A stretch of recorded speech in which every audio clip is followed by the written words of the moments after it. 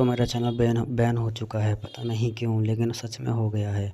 इसलिए अब सारी वीडियो मेरी इसी चैनल पर आएंगी। प्लीज़ मेरा चैनल सब्सक्राइब कर देना, सबके सब लाइक भी कर देना और दूसरों को शेयर भी कर देना। अपने मन में सोचता है, लो पहले मैं बाहर खाना खाता था, अब अंदर खाना पड़ेगा, और तो और मैं जो जीव का काम करता हूँ उसे भी अब ज़्यादा करना पड़ेगा। उन्हीं कहता है चलो हम खरीदारी करने चल रहे हैं, और रेशमा खुश हो जाती है और कहती है, माँ कहती है हम लोग शॉपिंग करने जा रहे हैं, चलिए मैं भी चल रही हूँ। उन्हें अपनी जैकेट पहनता है और कहता है ठीक है चल रहे हैं, आ जाओ। रेशमा की तरफ देखता है और मन में कहता है जब मैं सोचता हूँ तो अब मेरी लिए मुश्किल बढ़ने वाली है, इतने कपड़ों में रह भी लेगी। है बेटा तुमने इतने पतले कपड़े पहन रखे हैं, क्या तुम्हें ठंड नहीं लग रही? रेशमा हंसती है और कहती है पापा रेशमा को ठंड नहीं लगती है। रेशमा को घूर के देखता है और मन में कहता है जीवीना ऐसे ही कह रही है, लेकिन मुझे ही पता है इसे ठंड लग रही है। रेशमा को गोद में उठा लेता है और कहता है अभी तुम मेरे साथ ऐसे ही चलोगी, ठीक है ना? रेशमा को अपनी जैकेट में छुपा लेता है और टोनी कहता है देखो ऐसे ही मत घुमा करो इन पतले कपड़ों में, तुम्हें ठंड भी लग सकती है, ठीक है ना? बहुत ज़्यादा खुश हो रही होती है और कहती है पापा मुझे ठंड तो महसूस ही नहीं होती,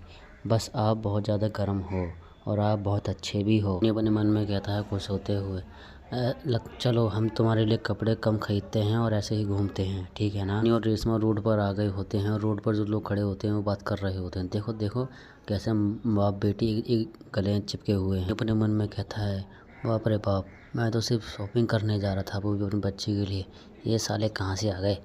एक लड़की कहती है देखो तो वो बच्ची कितनी सुंदर है, और दूसरा कहता है इसने अपनी बेटी को देखो कैसे हक कर रखा है। ऐसे भाग रहा होता है और कहता है लगता है दूसरी मंजिल पर कपड़ों की दुकान है, चलो हम चल कर खरीदते हैं। जब तक मैं दूसरों का ध्यान आकर्षित कर लूँ तब तक तो मैं बथेरे कपड़े खरीद लूँगा। रेशमा के लिए कपड़े खरीद लिए होते हैं और वहाँ से जाते हुए कहता है मुझे नहीं पता था कि बच्चों के कपड़े इतने महंगे मिलते हैं। खुश होती है और कहती है कपड़े बहुत अच्छे हैं पापा। रेशमा खुश होती है और जा रही होती है और कहती है पापा लेकिन आपको कहीं चोट नहीं लगी है? घबरा जाता है और कहता है नहीं नहीं नहीं नहीं नहीं बाबू नहीं, मुझे कहीं चोट नहीं लगी है। ट्रॉली को ले जा रहा होता है और कहता है मेरे को खुद नहीं पता कि मैंने अपने लिए कब खाना बनाया था, वो भी आखिरी बार। अब ये भी याद नहीं जिसमें चावल पकते हैं वो कुकर अब भी काम करता है या नहीं। पास तो पैसे भी खत्म हो गए हैं, अब मैं क्या करूं यार।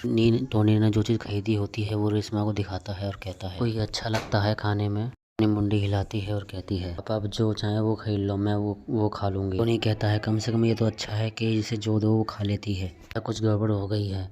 अरे ये हो क्या रहा है? कहता है लगता है मेरा पेट खराब हो गया है, मैंने कुछ ज़्यादा ही कुछ ख़राब खा लिया था कल। रेशमा से कहता है ना तुम यहीं रुकना, मैं ज़रा बाथरूम होके आता हूँ, ठीक है ना?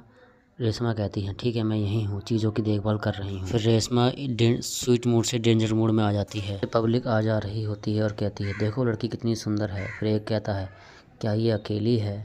लगता है ये मॉडल बच्ची है। उनके पास एक चोर आता है और कहता है क्या तुम्हारे मम्मी पापा कहाँ हैं? लगता है तुम खो गई हो। उसे अपनी तिरछी आंखों से देखती है और कहती है मेरे पापा बाथरूम गए हैं। चोर और पास में आ जाता है और रेशमा का सर सहला रहा होता है और कहता है कहीं थक तो नहीं गई हो ना बच्ची, चलो मैं तुम्हारी मदद कर देता हूँ। मैं डेंजर मोड में आ जाती है और कहती है तू अपने काम से काम रख, समझा ना?